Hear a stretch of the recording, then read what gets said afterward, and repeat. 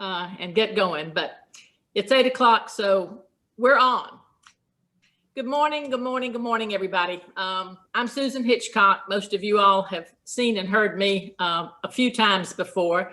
On screen, our very, very, very special guest this morning, Hala Moddelmog, who is now the CEO of the Woodruff Arts Center, and most recently before that, the CEO and president of the Metro Chamber. And we're going to spend most of our time this morning with someone who was recently, a comment was made, and I thought this is so true. When you know you're a rock star when everybody knows you by your first name. So when you say Hala, that's all you need to say in and around Atlanta and probably the rest of the country. So, and also many of you know some of our colleagues, which are on here on screen as well. Kathy Igo, hey Kathy, who is the Vice President of Operations at TurkNet, and she's kind of the all-around everything person for TLG. And for WIL, she typically is, I like to refer to her as our wing woman, and she will be helping us with the chat box and questions and answers and so forth a little later. So thanks, Kathy, for all your support. And also on screen is another TLG colleague, Ann Coelho, a senior consultant at TurkNet. And I'm going to say a little bit more about Ann in just a few minutes. So for everybody else out there, welcome. This is our Women in Leadership seminar, now webinar, number 210. This would also be our 9th month to do this virtually. And it is true that we miss being in the room with you at the Commerce Club, which is where we would all rather be this morning after a beautiful, wonderful buffet breakfast that the Commerce serves. But it's not quite time for us to get back to the Commerce Club, although we hope that time is coming pretty soon. But we're just glad that we've been able to do this since March virtually. And also, we know that the one thing nice about virtual, I guess, is the fact that we can have participants from anywhere. And typically, for the last several months, we've had people who are joining us from out of state and even out of the country. And I do want to have just a personal shout out to a friend of mine up in Clarksville, Tennessee, a former bank president, now retired, who is just a dear, dear friend. And she hopefully is online this morning from Tennessee, and that would be an hour earlier up there. So thank you, Joyce, for getting up even earlier. And we also, I want to say thank you to all the people who've been with us for many, many years. We've got people on here, I'm sure, that have attended almost maybe from the beginning, maybe not all 210 episodes, but for many, many months, many years. And we thank you for that continuing support.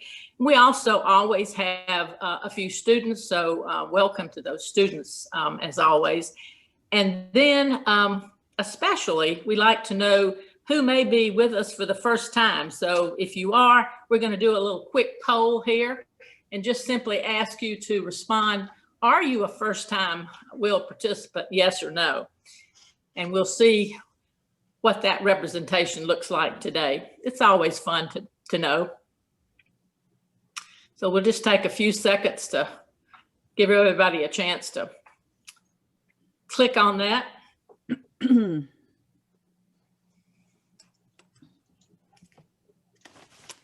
And the answer is, so yes, we have some number of, a small percentage actually of newbies, I like to call you, and the rest have been with us one or more times anyway.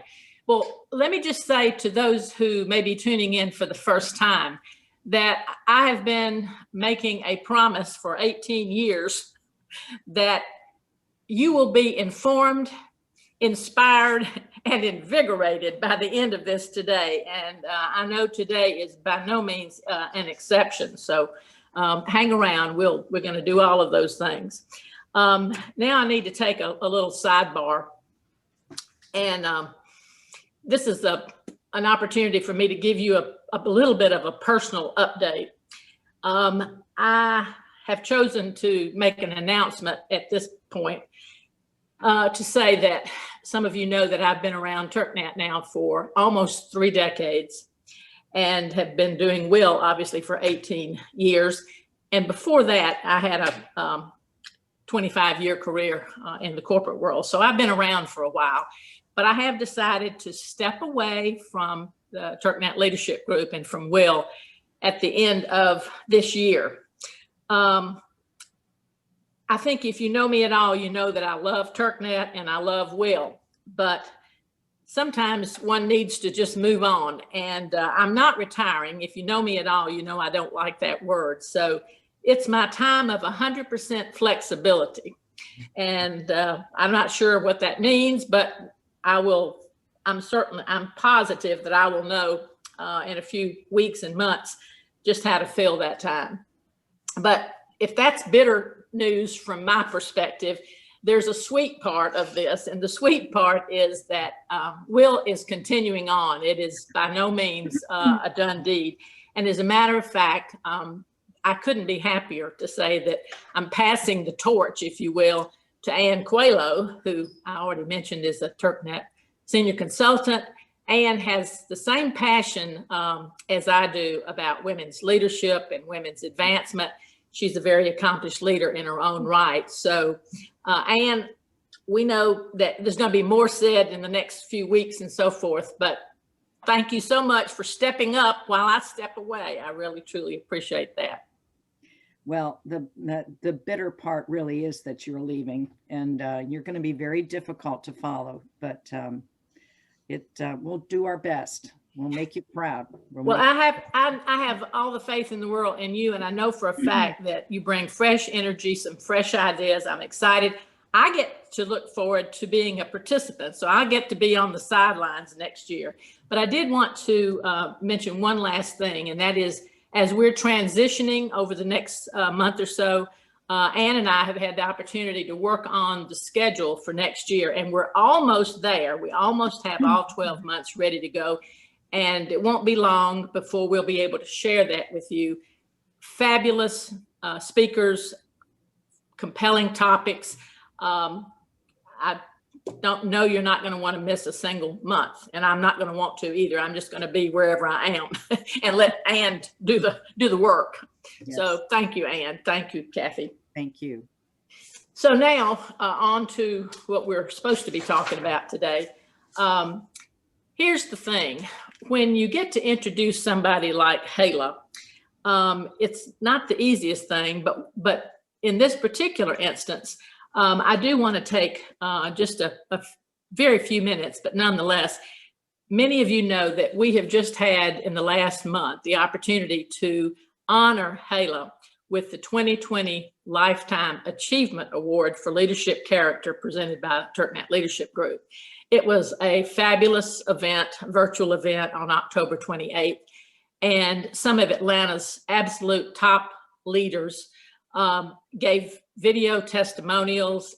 We had 2 keynotes. It was all phenomenal, and so many wonderful things said about Hala and her lifetime of achievements. So we thought we'd share a few of those with you just quickly, and also a few fabulous photos, including Hala and her first grandbaby. That's the cutest thing in the world.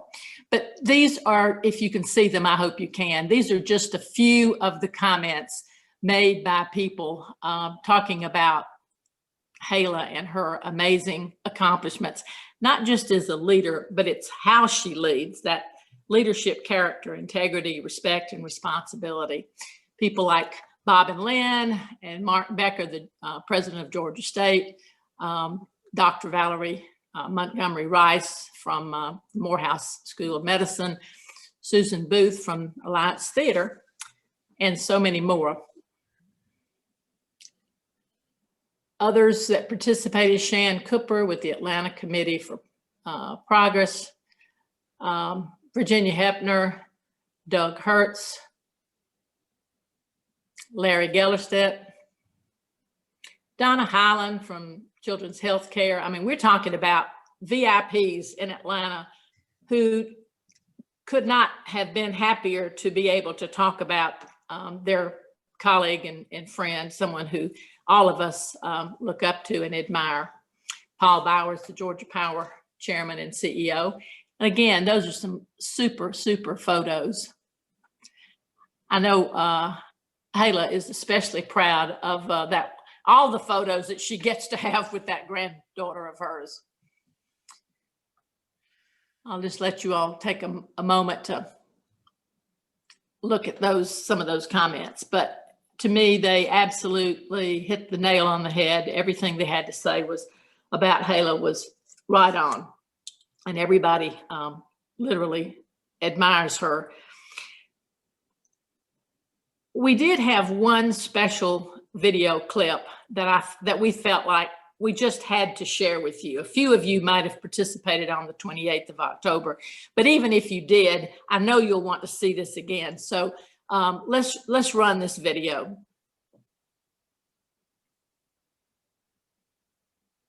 Uh-oh.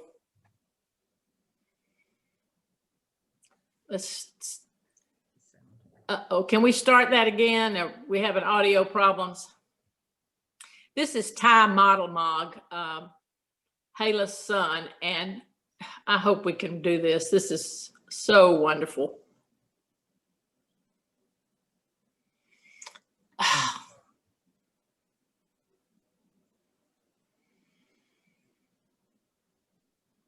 Kathy, what do you think? Are we going to be able to hear?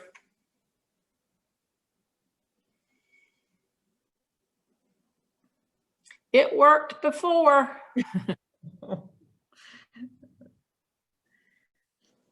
So is the audio, it's not loud enough? Is that the problem? The audio, it's not working. The audio's just not working. Okay.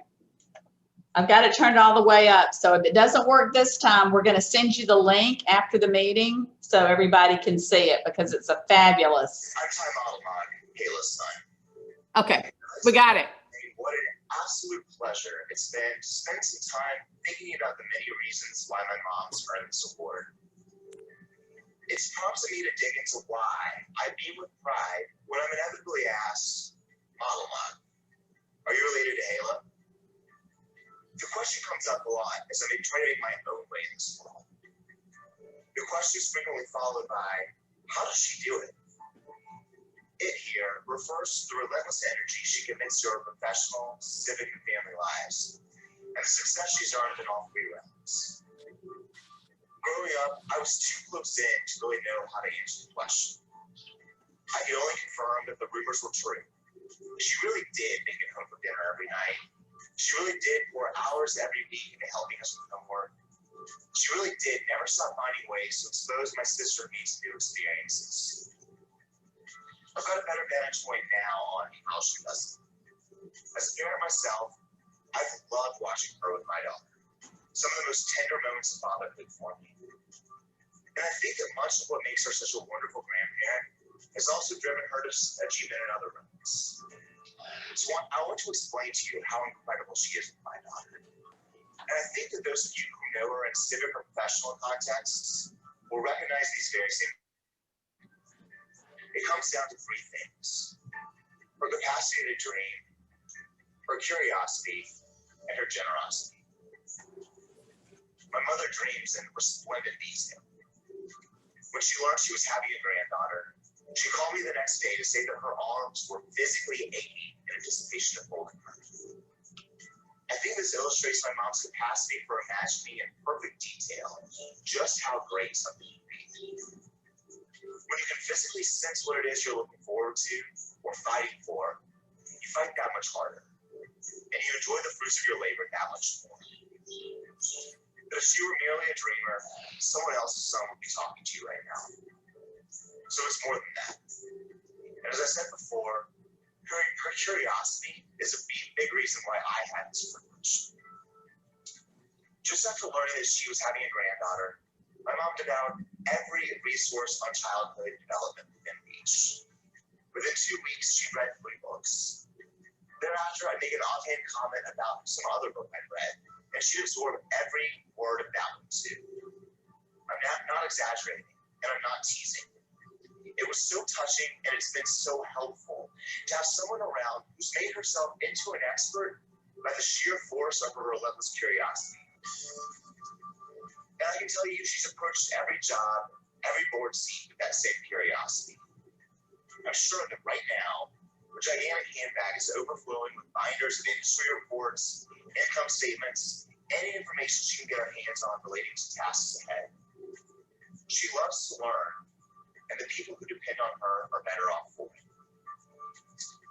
As powerful a force as that curiosity is, it might be her generosity that's most directly responsible for her achievements. The time she carves out for our daughter, and the time she thrusts into that time, and the energy she thrusts into that time is superhuman. I can't count the hours she spent hunched over helping Hala walk, feeding her, dancing with her, changing diapers, no matter how many other able-bodied adults are around. She always finds energy to give Hala, and not just for the fun stuff. She helps with joy and without reservation. She enriches her professional relationships with the same generosity, always making time, always finding the energy to focus, to listen, to offer advice, to make an introduction. She's a giver. And as she's coming up in her career, her colleagues must have seen this, must have recognized that she creates value beyond herself and decided, that's who I want to lead. Of course, it's empty to celebrate my mom's lifetime of achievement without also celebrating my father, Steve, and my sister, Kirsten. Critical and both enabling and inspiring. My dad's her most trusted advisor, a brilliant mind that sees the risks where she sees opportunity. He's as giving of his time as she is of hers, freeing up the mind space and the hours for her to contribute so much to those around her. My sister, I'd argue, knows her better than anyone else. It might surprise you to know that this, but even Hala needs nurturing, TLC, reviving. And my sister's long cracked the code. She's the best in the world at it, and I don't think we'd have so much to celebrate if not for Kirsten.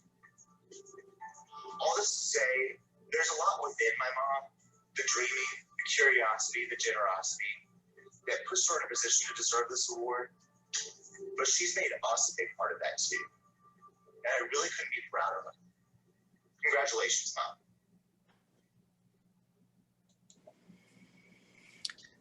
Well, I just say wow, because I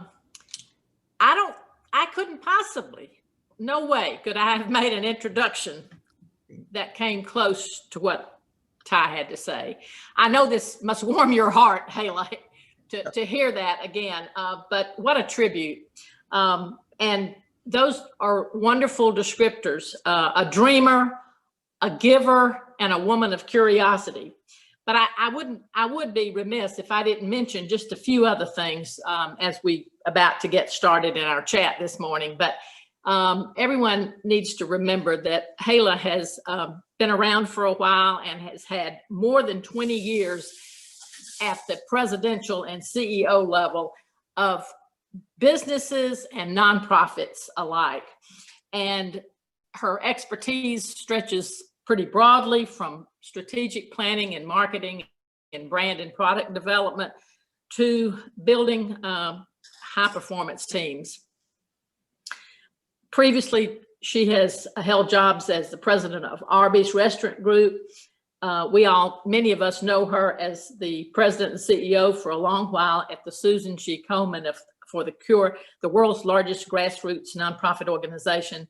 And of course, first woman to lead an international restaurant group when in 1995, she became the president of Church's Chicken. And of course, in all of those roles and others, she has had stellar accomplishments.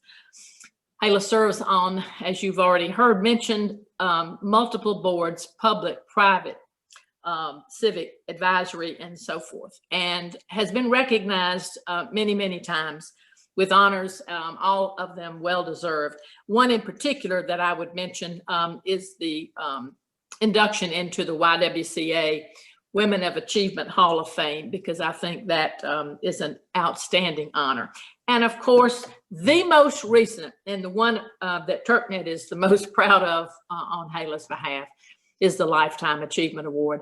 It's funny because when you say lifetime achievement and Hala is still working and still producing and still achieving, we'll have to do a postscript on this at some point, an addendum to lifetime of achievement. But suffice it to say, and I would say, in addition to all those accolades, for me, having Ty, your son, say those words about you, who you really are, at home and everywhere else, it's like having angel wings pinned on you. So there needs to be a pin of some sort to represent that. But I hope you feel honored. I hope you know just how much we respect you. And now I want to get on to a little bit of chat, and we'll later bring in our participants, and we can do see what their comments may be and questions for you a little later. So as some people know, I like to start with a little bit more about you, and actually a question about young Hala, if you will.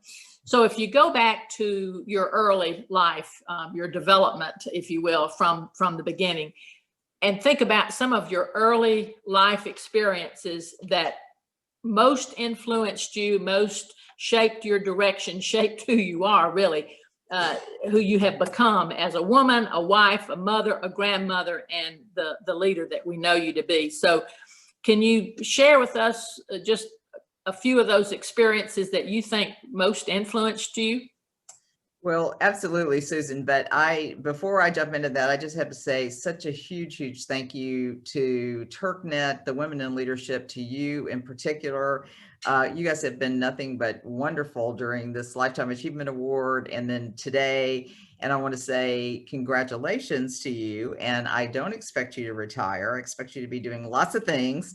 And congratulations to Anne as well. So I just wanted to make sure that you guys knew how incredibly grateful I am, because it's, yeah, it was pretty special to have that video from my son, and it's something our family will definitely cherish. Going back to my upbringing, there definitely was a little bit of a turning point for me when I was young. I grew up in a small town in Georgia, Hartwell, up near the lake. And, you know, and really, I felt like we were the all-American family, you know, fabulous mother and father, an older brother, younger sister.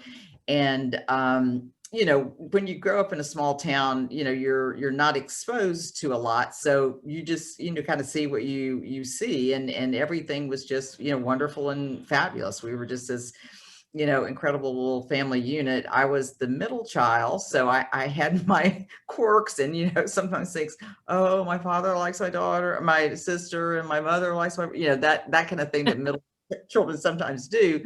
But I think it made me a little bit independent. But really, the story is that when I was 17 and a senior in high school, and my mother was 42, she died of a heart attack. And it was, you know, completely sudden for the family. And my younger sister was 15. My older brother, it was during the Vietnam War, and he was serving in the Philippines as a airplane mechanic. And so, and he was about 21, I guess. So it really was a turning point for me. I mean, not only just, you know, losing your mother, but it really woke me up to know, just like we all know now as adults, that, you know, nothing is a given, and that you just can't count that people will be there, and not because people are bad. It's just the way it happens. And it really made me have a super duper independent streak for quite a while. And I paid for all of my undergraduate and all my graduate school myself. My father, you know, could have helped, but I was just very, very determined. And I just kept telling myself, I'll never get married until I know I can take care of myself. It really, you know, really put me into this independent streak. And, you know, as you get a little older and look back, you realize that one of the reasons that you're able to, you know, raise a family and have the emotional rewards of life is because my mother had nothing but unconditional love. That was her thing, unconditional love. And my father had very, very, very high expectations. So that to me was a pretty darn incredible way to grow up. Because you just, it just made you, it made you want to please them both. And so that's my two-parter, the part that was a bit of a tragedy that I think did make me just more independent and determined. And then just looking at the background of how lucky could I be? And we all know, we see children and people and young people who don't have that kind of love and support at home. And we know it hurts. It just makes a difference in how you can move on with your life. I didn't know that about your early life, and but I share a little with you in that I lost my mother at a very early age, and then my father as well when I was 15. It's interesting. Those kind of experiences make you grow up very quickly, and definitely help to shape your perspective, your behavior, your outlook on the world.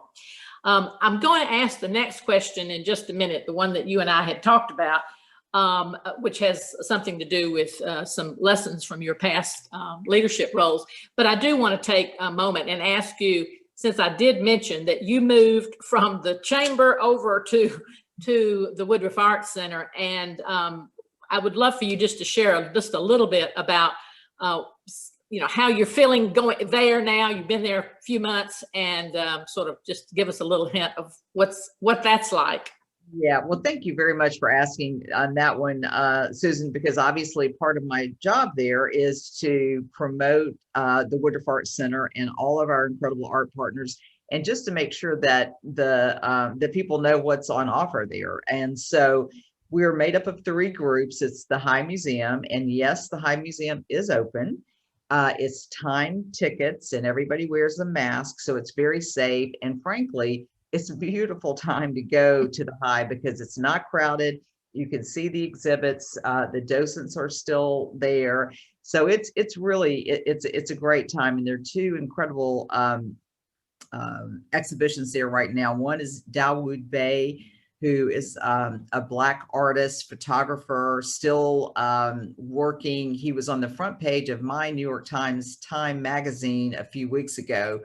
And so anyway, he's spectacular photography. And then a woman named Julie Moretu, who is a woman of color, and she has this extraordinary exhibit of large paintings, pencil. It's a big retrospective of her work. And she was Times Woman of the Year just recently. So the High is just, wow, moving with their, with their exhibits. So the other, one of the other ones is the Atlanta Symphony Orchestra, and they have just, flipped to a virtual, performance. And so you can, for, really not a lot of money, you can see all of their classical performances and a lead in kind of little talk with the performers into that. And so those are coming up quite a bit. So obviously all of our ASO subscribers are now listening virtually. And again, that's all safely done. I won't go into all the protocol there, but there's definitely the safety protocols for the musicians. And then the Alliance Theater is doing a lot of virtual things as well. But the one I'll tell you about for them, because you can go starting December 4th, is they are doing a Christmas Carol down in the Hank Aaron parking lot near what used to be called Turner Field. And they are doing a drive-in Christmas Carol. So you will be using your radio and your horns and all that. Yeah, so it's really going to be a big kind of extravaganza for families to get together, because a Christmas Carol is a tradition there, and not to be able to perform that wonderful play. So anyway, thank you for letting me give a little shout out to all of my art partners at the Woodruff Arts Center. Well, I'm super delighted that you did, because those are all fun things for us to, and some of which I did not realize, but you've really given us some things to look forward to in the next few weeks. So thanks for that.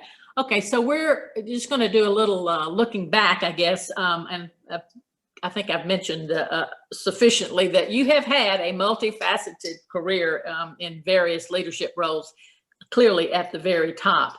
And clearly, I know that along the way, there have been challenges, a lot of success and challenges leading to those successes. So if you thought of an example or two that you might share with us, I think we would be really interested in if you told us what kind of skills or attributes that you feel like you may have or that helped you to navigate and work your way through those challenges. This is sort of Hala on Hala.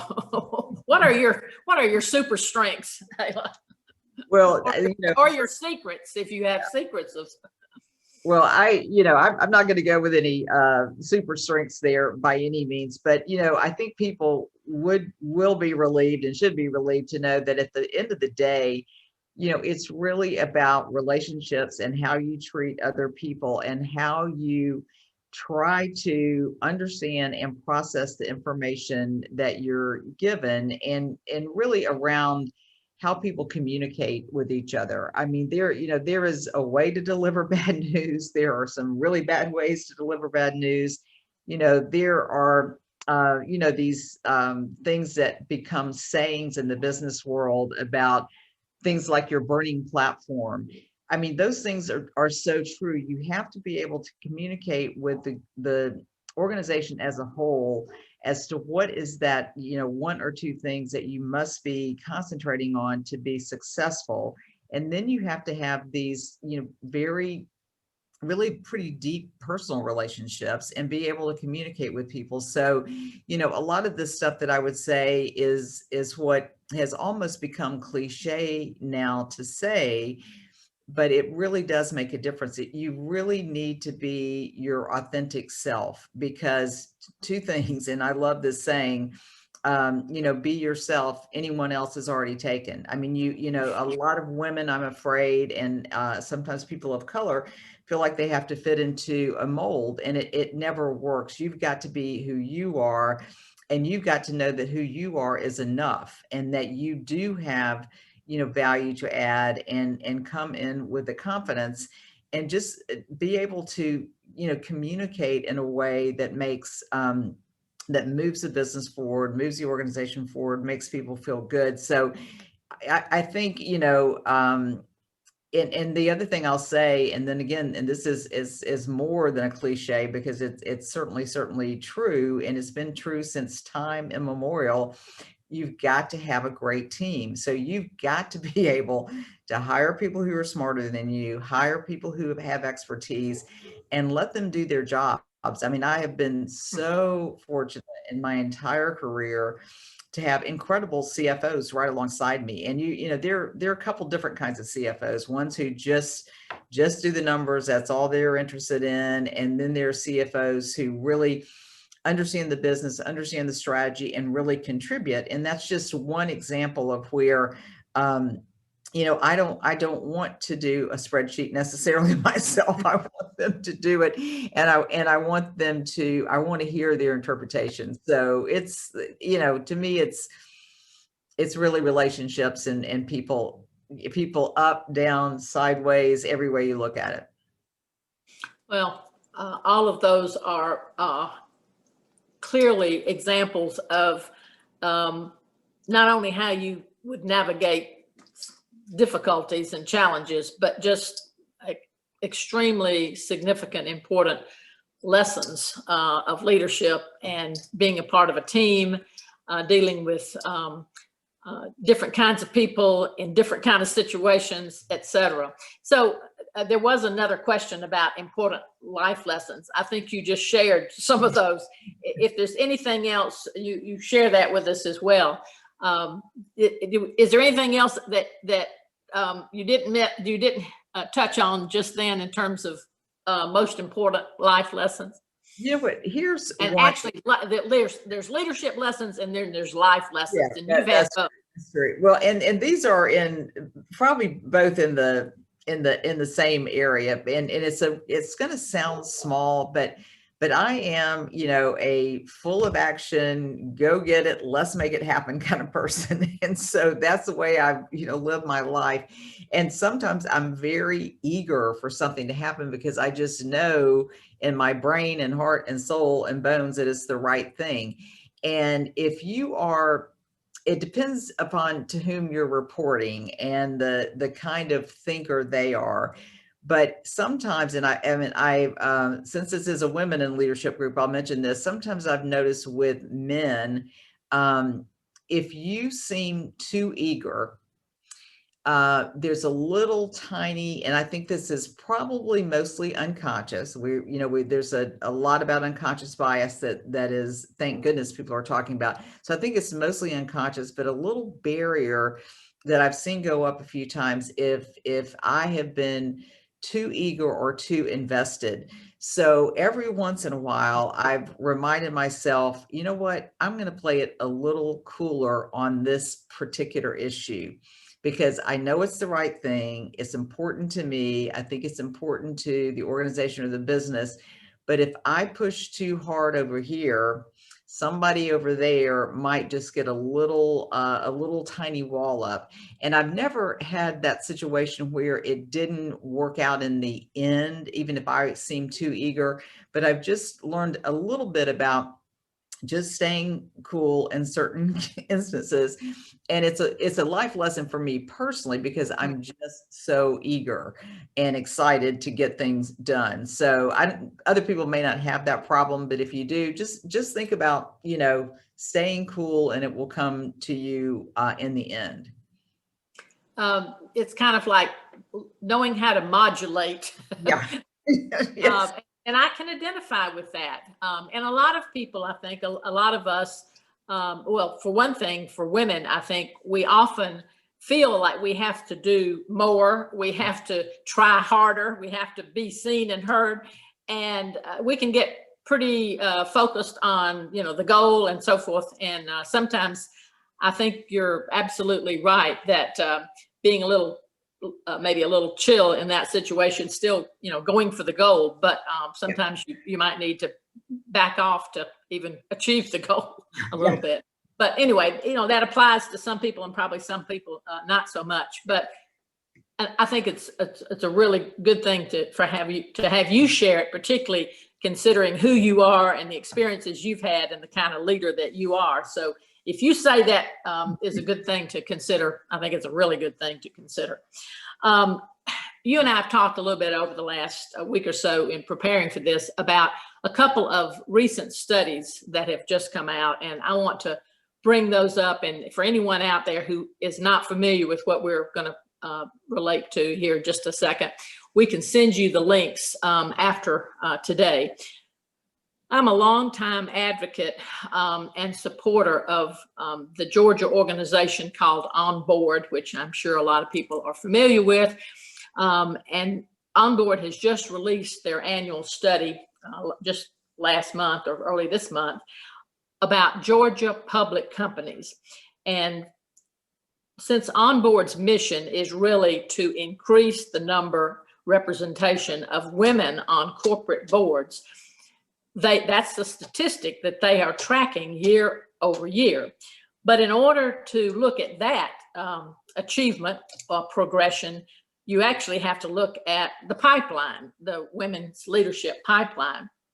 So I was going to ask you, with all of your experience, for kind of a three-part question. The first one is, as a top leader yourself, how important have mentors, sponsors, and allies been in your own career? That's sort of question one. Two is, do you think not having that kind of support would be, or probably is, a major factor in why women currently hold less than 16% of the executive positions in Georgia companies, public companies? And then the last part is, what are some other things that are holding women back? And that includes women of color, for whom progress is especially slow. So just the first question, how important have mentors and sponsors and allies been? Yeah, I won't spend too much time on this for me personally, because you have hit on one of my very favorite topics and one of my passion points that I've had for a long time, which is women on boards. And most recently, gotten the opportunity to do quite a bit of work with having African Americans on board and people of color. But yeah, I had one very, very important sponsor, and that was Frank Bellotti, who was the president and CEO of AFC, and we own two brands, Churches and Popeyes. And Frank he gave me the opportunity to interview for the role to be president of Church's Chicken. And I mentioned that because, you know, that it was sort of back in the day when, you know, again, women hadn't had those kinds of roles in international food service jobs. I might not, I mean, I don't know that I would have literally dreamed it up on my own to go for the role, although I felt perfectly qualified with a little few things on the side that I needed help on.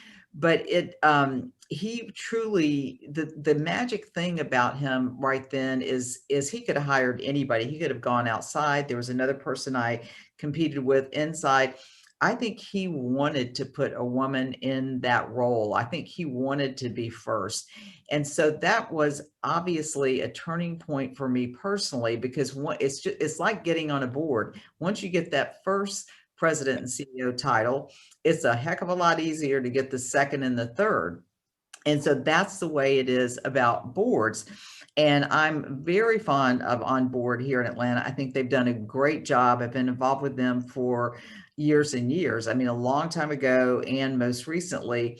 And my first board opportunity came to me, I'm trying to do the math, probably in maybe 2007 or 8, something like that. I mean, so it came because of my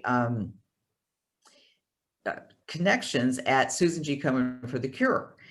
So that I went on 2 healthcare companies, and it was really because of that connection.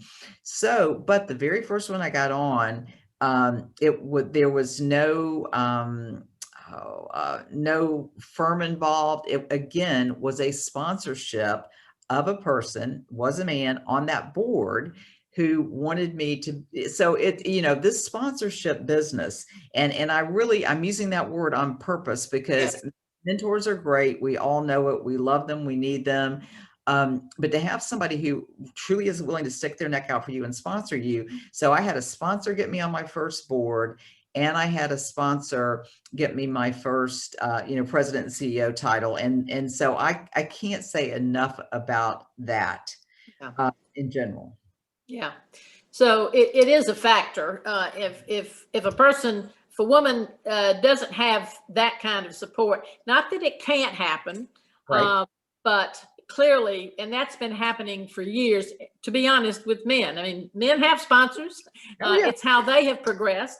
Yeah. And I think that is one thing. And I know a lot of companies are aware of it and are addressing it. And certainly there's been some progress. I didn't want to suggest that, and I do want to mention just a couple of stats, that there hasn't been progress with Onboard's results recently. They show that, you know, we can celebrate the progress. For example, from over the 3-year period from 2018 through the most recent results, the number of seats held by women, for example, has gone from 15% to almost 20% on the Georgia Public Board. So good for that. And I'm sure there's sponsors that are helping with that.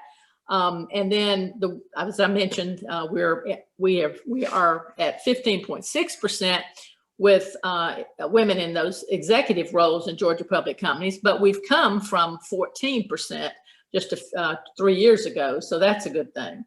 And while this stat doesn't sound good, there's a teeny little bit of progress in women of color from 2.9 to 3.7 over that 3-year period.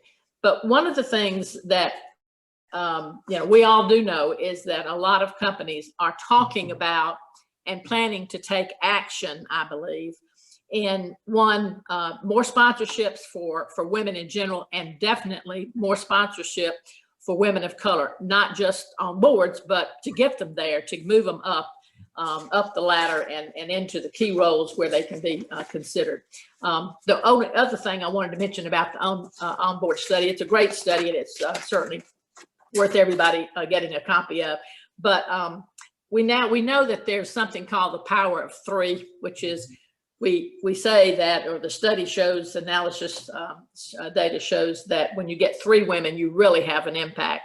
And we have, let's see, 7 companies now of the Georgia public companies that have 4 or more women. Yeah. So, you know, we are making some progress. So good for that. Good for us. But at the same time, there's a lot more to do. And the other study that we wanted to bring up is the McKinsey study, which also has been addressed by the Lean In organization around the country, started by Sheryl Sandberg.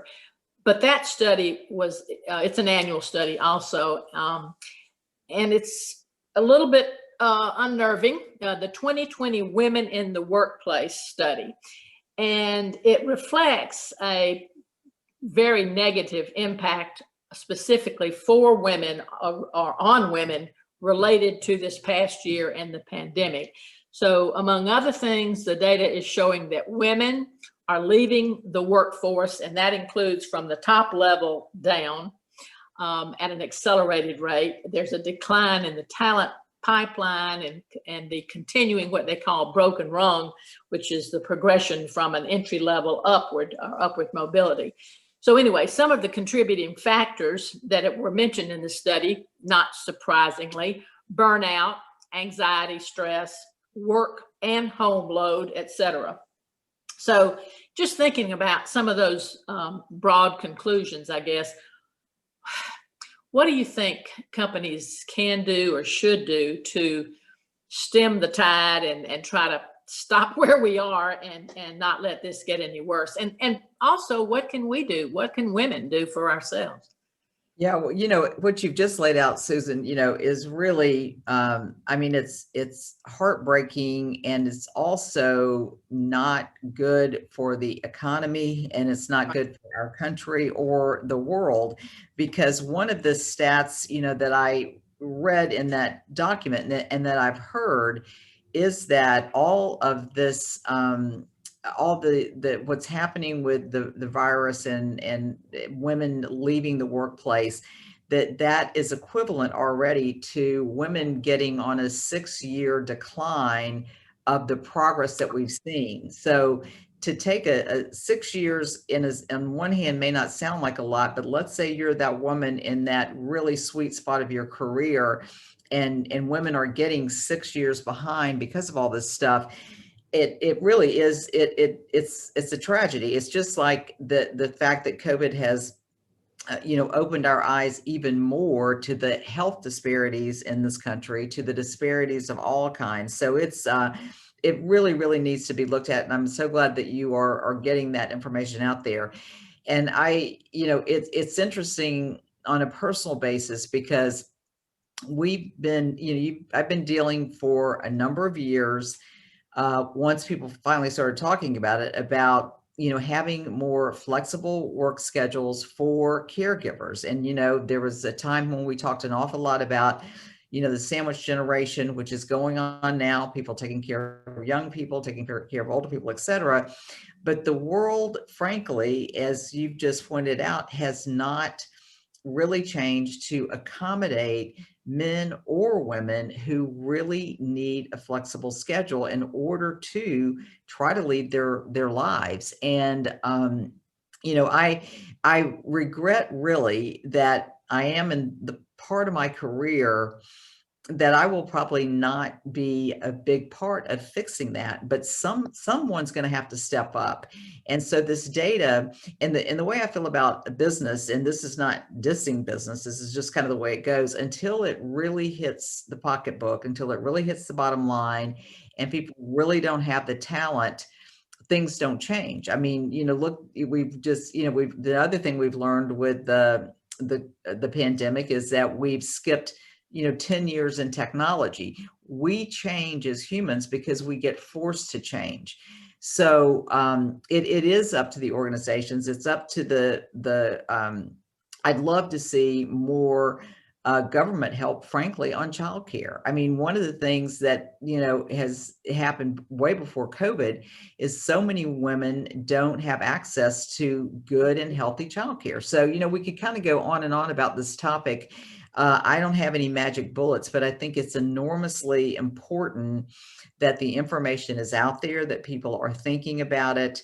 And so I'm just really glad you brought it up. And I noticed it was in the chat for people to take a look at it. And at some point, women, men, everyone is going to have to crusade in their workplace to ask for some of these rights. But things change when things hurt the bottom line. And I know there's ESG now, environmental, and so employee and the social and the governmental, and people understanding that as a component of work. And that will help move this along, because when you're looking back at your company and you're analyzing, how you perform, it's what talent do you get? And if you don't make changes to keep women talent, you're leaving 50% on the table. And that just won't work in the today's economy. Well, I do think that getting this kind of information, the 2020 workplace study out, and I'm sure a lot of people have seen it, but not nearly enough. And I loved what you said about, I think it is a personal responsibility that we that are still in the workforce at whatever level and in whatever entity, you take up the banner and make sure that people are addressing it. And I'm, pretty hopeful that there's a lot of companies in Atlanta that are already well aware that this is happening. But I think it is something that I hope within the next few months and in the year ahead that we're going to see action on. It is absolutely, in my view, it's a something that's super critical for sure. Okay, so what I wanted to do, I definitely want to get to some questions and get some more people to be able to engage with you, because this is a rare opportunity. We don't get a front row seat with Hala just every day. But it did seem like before we got to the open forum, it might be nice to hear you tell us, you've had a little stress and so forth, I'm sure, in your career. How do you handle that? What's your methodology? And can you share a little advice around that? And especially when it comes to being a woman and doing all the juggling that you have to do with different roles. And notice I didn't say balance it, but you have to juggle it for sure. Yeah. How did you juggle?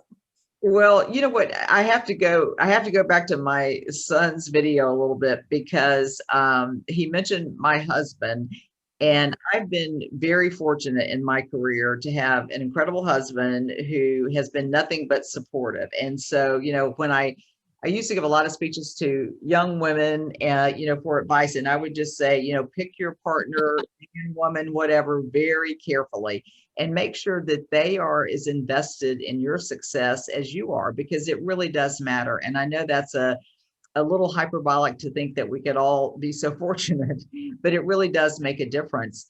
And because I've always been silly about it, how excited I am about my new granddaughter. But one of the reasons is I grew up in a family where, both sets of grandparents were very important in our family. And especially my mother's parents were just always there for us. We adored them. We spent time with them.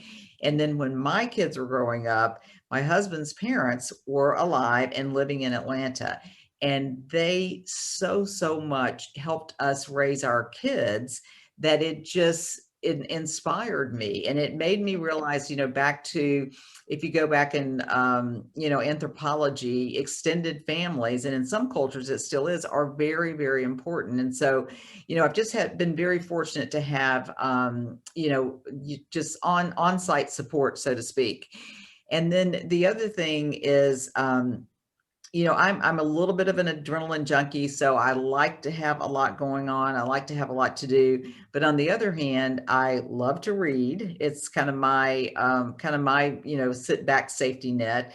I do love to travel back when we could, and like to be outdoors and walk. I don't do that like some people do, really, to take care of myself as much as I do. If I need some time away, I'm reading, and I'm trying to read things where I'm learning something. I love biographies. I love history. I will. And if I'm doing a novel, I love it when it's, periodically and set in a period that really does, make sense. So and I do say, and women need to take care of themselves, but a lot of it is just the level of energy you've got to put into everything. And it's, I wish juggling weren't the metaphor we're having to use now, but it certainly is.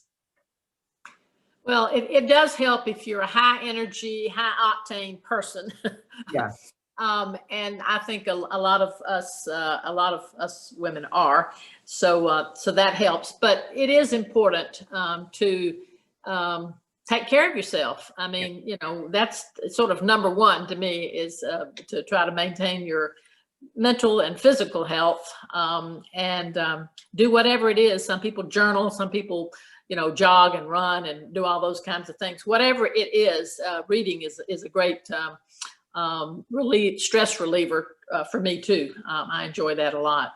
All right, Kathy, yeah. I'm gonna ask you to come back in, and let's see what's been going on in the chat box, or questions and answers. Do we have anything? We sure do. So I love this question. Looking back, what was one of the hardest challenges for you, Hala, as you rose in your career, and how did you overcome it? Can you think of one? One challenge. Ooh. Wow. That's you would think I could answer this question. I apologize that I can't, but in a sense, there were so many small challenges, and to think of one really big one would be difficult. But there have been times, and maybe a couple of fairly acute times, when the job was really about a turnaround, and where the numbers were not good when I went in, and the numbers had to get better. And I don't wish this upon anybody. And I know right now during Corona, and people have probably had it, potentially had it happen to them. But when the numbers just no longer work for a company, based on any number of reasons, and you have to go through the right sizing and bringing people in and out of the company, that's the hardest thing you'll ever do. I mean, to me, because it's human beings' lives. Occasionally, if it's one or two people here and they're just in the wrong spot, they go on to be your friend, or somebody that was happy because they needed to go. They have a new lease on life. But when it's those, large numbers of people that the financials can no longer support, it's probably again, I just think it's the toughest thing you'll ever do, because you're dealing with people's lives, and the last thing you want to do to anyone is add, that burden. So, it's great to be the president and CEO, but that truly that kind of buck stops with you, and it's tough. It's tough. Okay, that's a great answer, and I can't imagine how hard that would be. A next question. I love this question. Are there any major regrets you've had throughout your career, where you've made a bad decision, or something's happened that, even if it turned out okay? Yeah. You know what I really regret is in my mind, almost the worst emotion I could ever have, because it gets easier to let regret go when you're older. I'll say that to any young person out there. But I really try to live my life where I'm not going to regret that I've done something, because it's just, it will kind of gnaw at you. So I actually consider every job, and every job that I've left to take another one or whatever, you always feel a little sadness at leaving the other place, because there's so much there and you are usually just loving what you're doing. I mean, it's hard to make that switch, but I'm definitely a risk taker. And so that really is probably the message that I'd like to get across there more, is that, you really do need to take risk if you want to move in your career. And I always say this, and it's just always true: you can do more than you think you can. You just can. And so you've got to let yourself be free to go do that. And it's certainly not that there haven't been things, and this example is from 100 years ago, but Church's Chicken, was this, little brand that I, for one, loved. I mean, we had 1,500 restaurants in 15 different countries, and it was, it served fried chicken and a wholesome meal, affordable, and all that kind of stuff. And I was very proud of that little brand. But there were others, I think, who wanted to try to turn it into something different or more than it was. And I, from a marketing and strategic view, knew that wasn't the right thing to do, and that we'd just be throwing, good money after bad. But we tried to add, and we spent a lot of money doing it, add a Mexican food component to Church's Chicken. And we did tests in Atlanta, tests in San Antonio, and it was just, frankly, a big fat failure. And I sort of knew, I just knew going in that it really wasn't going to work. But I was younger then. I was much more into pleasing the bosses versus having that courage to speak up and say, guys, look, this is probably not going to work. It's very expensive. There's nothing wrong with this brand being who this brand is. Again, it's like a person, a brand, an organization, a company. Be who you are, because that's what works. And it doesn't mean you can't be a better version, but I don't know, that one I will always regret, because it was some hard-earned money, and it took a lot of time away from what was this beautiful little brand in the first place. That's a great answer. This is a good one. Is there a particular leader that you look up to? Oh boy, this one's easy right now. Carol Tomei. I mean, she is amazing. And I know you all know her and know her name. She was, the CFO for Home Depot for, 20 something years. And now she is the CEO of UPS. And so Carol she's not only brilliant, she's not only a force for women, and a force for inclusion in general, but she's just smart, and she gives the best of these kind of talks I've ever heard, because she will tell you what her lessons learned were and how she came to really be able to influence people in such an incredible way. So she has just had a phenomenal career. She's someone that I look up to so much. She's someone I call a friend. But she has really, really had a stellar career, and I could just kind of listen to her all day. She's really, really tops. And so that's who I'm just going to come right out of the gate with. I just want to add to that, by simply saying that I think any of us who knew who she was or who she is, we were just ecstatic. I know. We heard the news that she was going to be the CEO of UPS. I was like, yes. I know. And I love what I know is attributed to her back in the Home Depot world, that velvet hammer, which Yes. I think is such a wonderful I know. visual image of how she leads. She's a leader without a doubt. And Right. that velvet hammer, you know, she balances the respect and the responsibility with a great deal of integrity. She is clearly like yourself, a leader of character. So yeah, we're so lucky that she is an Atlanta woman. She's an Atlanta CEO, Atlanta-based CEO anyway. I think you're exactly right. I think every woman in Atlanta went crazy when that was announced. And actually, I We did. on the phone with Barbara, and if you know Carol well, Barbara is the person who has assisted her for many, many years, right before, I mean, like 2 days before it was announced. And I said, Barbara, are the rumors I'm hearing true? And Carol came on in the background, yes, but you can't talk about it or whatever. So it was like this.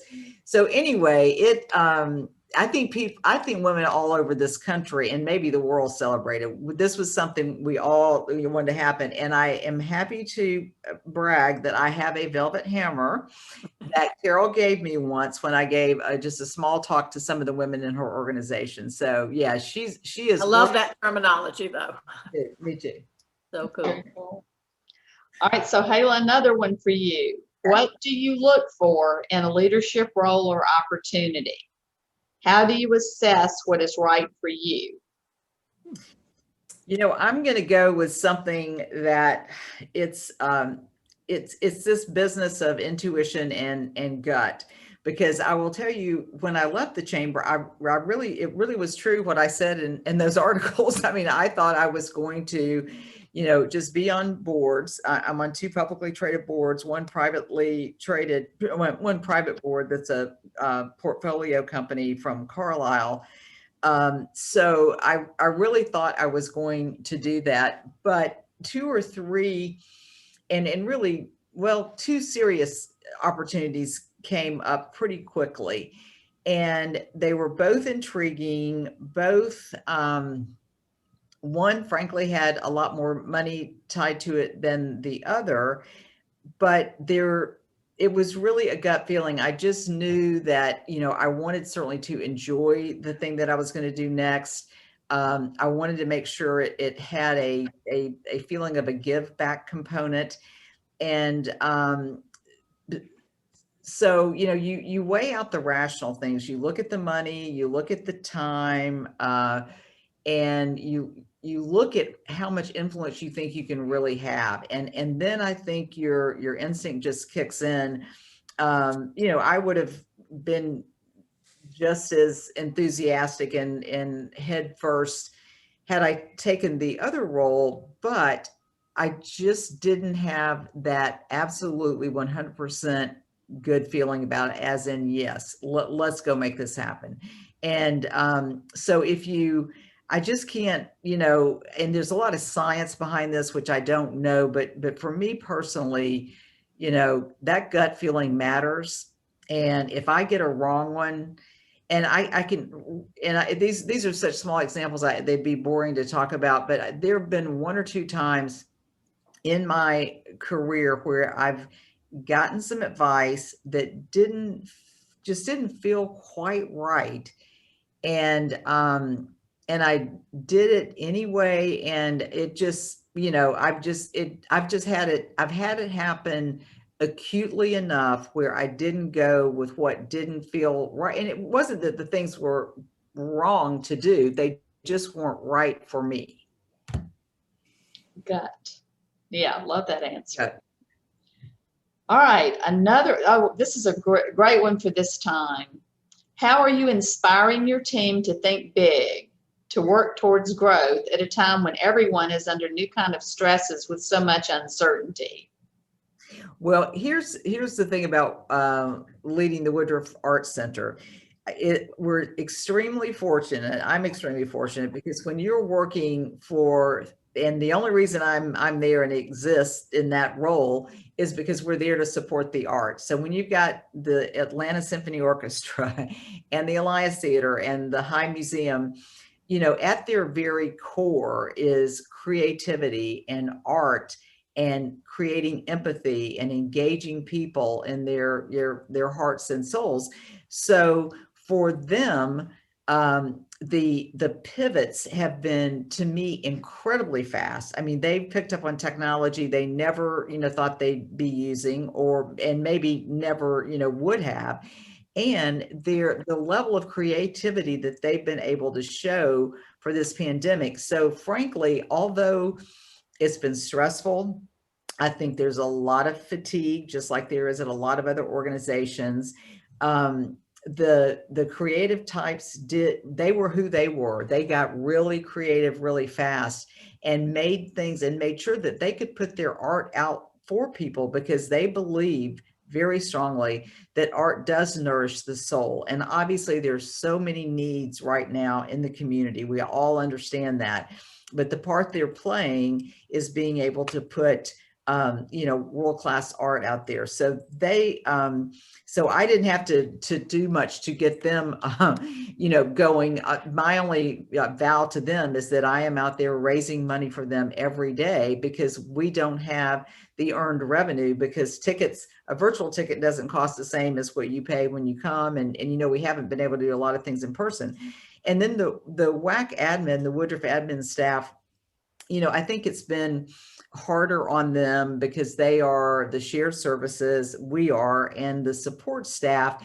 And, that's been a little more soul crushing, because basically they've had to deal with the numbers are not what they need to be. And how are we going to figure out, how to be more efficient, and how are we going to support the arts and make sure that our mission, which is to educate and art and create and motivate and make people feel what art can do, hasn't changed. But when your end of the job is just making everything smaller and more efficient, it's pretty tough. So again, you make sure everybody understands the burning platform, because occasionally, especially with a younger group of employees who haven't been through things before, they may not totally understand. So you make sure they understand that burning platform.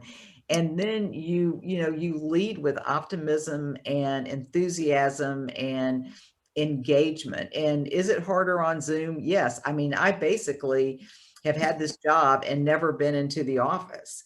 So it's kind of strange, but I'll tell you one technique that I'm doing. I'm having coffees on Friday mornings, except not today because of you guys, with just various random people all across the campus from all 3 art partners and WAC admin, where I just have 6 or 8 people on the screen. And I just simply, ask them to tell me about themselves and tell each other. And it's just really been remarkable, because otherwise I don't know how I would be leading this team, because when you're doing a town hall on a screen and the audience is way out in the ether and you can't see them, it's much more difficult to lead in that situation. Love that coffee idea. Well, I do want to say one thing about you, and I know you know this, but you have a hardworking predecessor in Doug Shipman out there in the world, who continues, and I read his tweets and everything else. He's so supportive of the arts and the difference it makes, and so forth. So he left the role, but he's still an ardent supporter. Absolutely. And you know what? Let me say the same thing about Virginia Hepner. And when I was doing my busting out on Carol Tomei, Virginia Hepner is someone else that I really, really admire and look up to and try to follow her lead. Yeah. And she's been enormous in this role, and she will always be a supporter of the arts. So I mean, you guys know on this call, there are a lot of good women in Atlanta. And let me tell you, I've lived a couple of other places in my career, and Atlanta has women who will stick up for each other. It's a really good town for women. I agree. I wholeheartedly agree. So this leads us into a great question from one of our young listeners. What advice would you give to the next generation of women leaders? My biggest advice is get results, because as I was thinking back to the sponsorship question and everything, these people, men or women, and these days you're going to, have hopefully just as good a chance of getting a woman sponsor as a male sponsor, but people are attracted to people who get results. And so that's kind of, table stakes. And they're also attracted to people who are, highly engaged and, again, highly curious about what they're doing. I mean, you have some people, and we've all been there, that do a great job at their job. And we all need those people in the workforce. And then there are people who do a great job at their job, but they can't help themselves. They're curious about other things to do, other projects. They want to raise their hand to get on other projects. And, there may be one or two of those people we've dealt with that it's constant and all the time and doesn't feel genuine. But there are people where it just, their authentic self are to really be highly engaged and just curious about whatever the mission is that you're trying to do. And those are the people that people are attracted to. And those are the people that you want to help. And frankly, those are the people who end up, helping themselves. So, getting results is table stakes, being highly engaged and not afraid to let people know that you are. And again, back to this business of being yourself, you've got to be able to work on a team. And I think, frankly, that people my age have an awful lot to learn from the new generations, because they do some things smarter than I did. I mean, I did think you had to work, a gazillion hours and maybe you did. And I still do sometimes. And I do think it's important to be able to put in, some extra hours, but I do admire people who are coming out a little more just their idea of juggling and balancing is definitely different than our generation. And part of it is because our generation has broken some, proverbial. So, but I think we just have a lot to learn. And I got to tell you, that's another thing. I can't wait to get back into an office, because I love to be around young talent, and it keeps me informed. It keeps me upbeat. I love to learn from them. I love to see what they're wearing. I mean, I love everything about it. And so I'm missing that because, so anyway. All right. So now those were all the questions that were in the question and answer section, but we have some that were in chat. We're going to veer off into a little bit of a different genre, a little bit about politics. Our country is so divided, and I think the women on this call are certainly great enough to show some different sides, different opinions, and to just get the dialogue. So let's start with this first question, because politics, a lot of people are afraid to veer into it, but I think we can do this. First, in a perfect world, I would not need to ask this question. It is awesome to enjoy knowing about women that have achieved great things in the business world, but every woman can't get there for several reasons. Our country is the only industrialized country that does not specify that women are equal in our Constitution. How can women band together to get the ERA added to our Constitution? Yeah. You know what, that to me is, that is getting the ERA passed is, that should not even be a politically controversial question, because it's just, and I remember, back in the day when a lot of women, were, really out there crusading for this thing to happen. And meantime, I was basically, working my, off to try to just get ahead and do what I wanted to do. So I appreciate the work that everybody did, but I just remember waking up one day and going, holy cow, we can't get the 2/3 of the states in America to admit that women should have equal rights. It's just, it's astounding. And, it's just, yeah, I mean, it's really astounding. And so, it's like a lot of other things in life. If people give you a non-level playing field, then yeah, you may have to work harder, but you just got to show them. And I'm all about just, and I know it's easy for me to say, sitting in this chair, being a little older and having now privilege and having, frankly, white privilege all along. Maybe not, male privilege, but I've certainly had white privilege all along. And now I have privilege of, having had some success in the business world. But the best answer for a lot of stuff is just barrel ahead and do what you want to do. Do what makes you happy and fulfilled. And if the law should catch up, and I don't know that we can count on that, but it really, yeah, to the person who said in a perfect world I wouldn't have to ask this, it is the truth. It really shouldn't have to be asked. I mean, I got to tell you, I do not run around feeling like a second-class citizen because I'm a woman, and nobody is going to impose that on me, and they should not impose it on anybody on this call. Well said. All right. So Yeah, my next question, go ahead. Next No, question. go ahead. Yeah. This is political, and different people may feel different ways about it, but we brought up this important subject of childcare.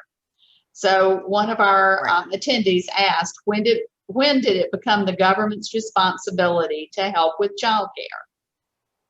Yeah, so let me clarify on that. So really, when I actually mentioned the government in that context, some states already have the mandatory pre-K and are able to help with that part of childcare, where a child goes in before kindergarten. So maybe say 3 and 4 year olds or 4-year-olds. And when they are able to go into, a state government program, that public school, then they are getting high quality care during those hours. So I'm really talking about that broadening of the time that, from a public school standpoint, that the kids are getting what they need from a developmental situation. And Georgia, for a while, was really did have good record in pre-K, and we had a lot of certified programs and that kind of thing. And now it's we're not as progressive as we were. And I'll be honest with you, one of the reasons that this is probably on my mind, and I bring it up, just trying to get help anywhere we can, private sector, families, government, etc., is my daughter is getting her PhD in early children with developmental issues in early on, like literally like 0 to 3 and 4.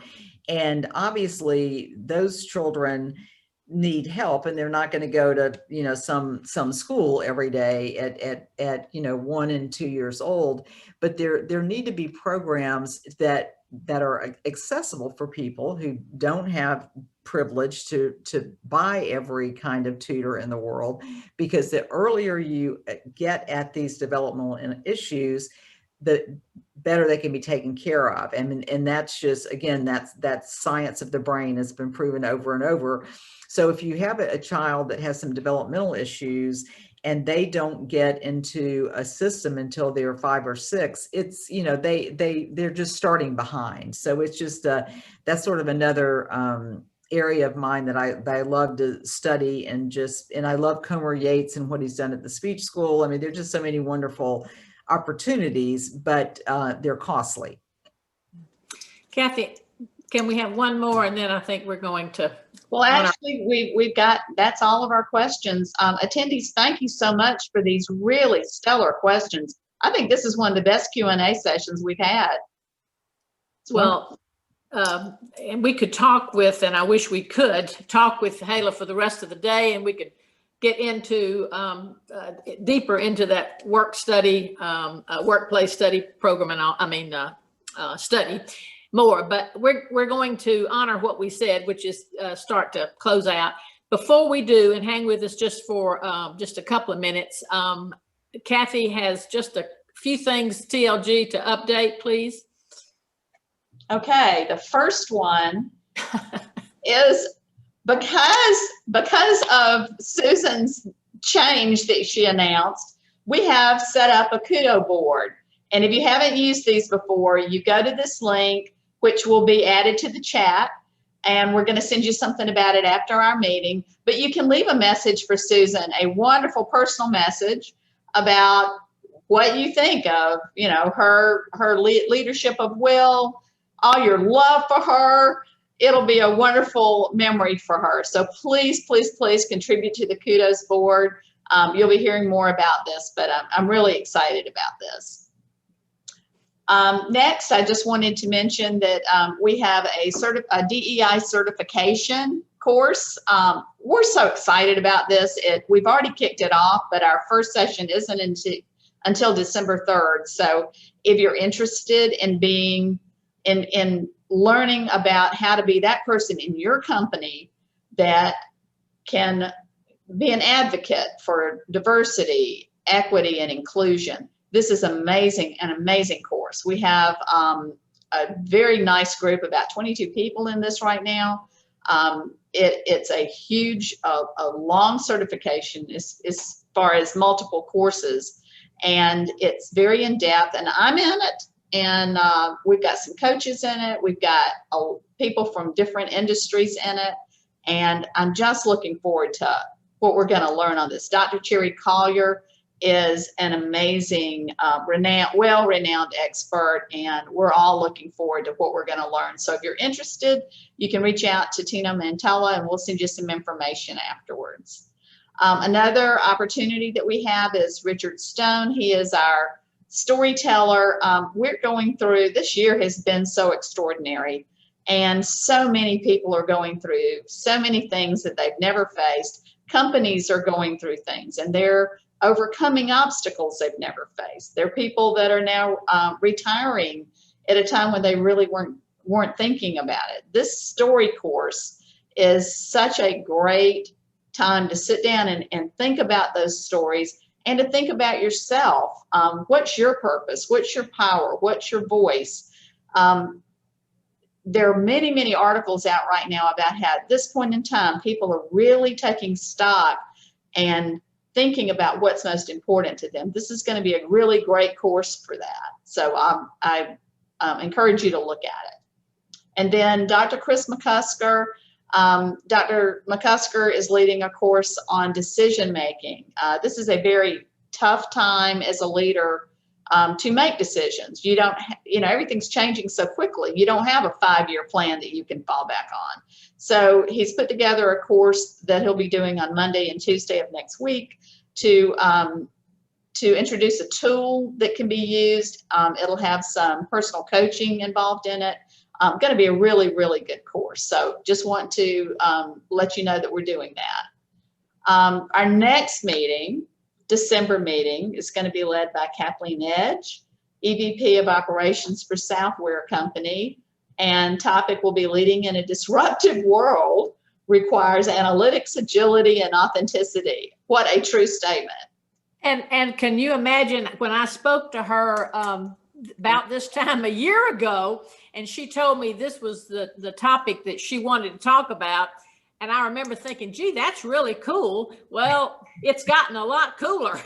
Yeah. And a lot more germane if it was germane a year ago, but even more so. So yeah, I'm super excited. And so it'll be my last opportunity to do the WIL hosting. So I'm looking forward to having Kathleen with us. So, and then just ending up with Let's Get Social. So be sure to check in with us on LinkedIn, on Facebook, YouTube, Twitter. I was going to say Twitter, but it's Twitter. Showing my age here. All right. So back to Susan and Hala. I love that. Tweetering. My husband uses that term, by the way. That shows he's sitting over there. I see him now. That's his term, tweetering.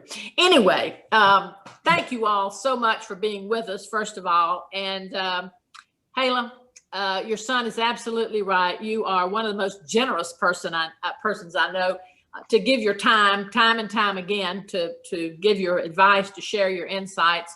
Once again, we're just we're just passionate about Hala. That's all there is to it. You are inspiring. You're continuing to contribute, not only in Atlanta, but all over the place.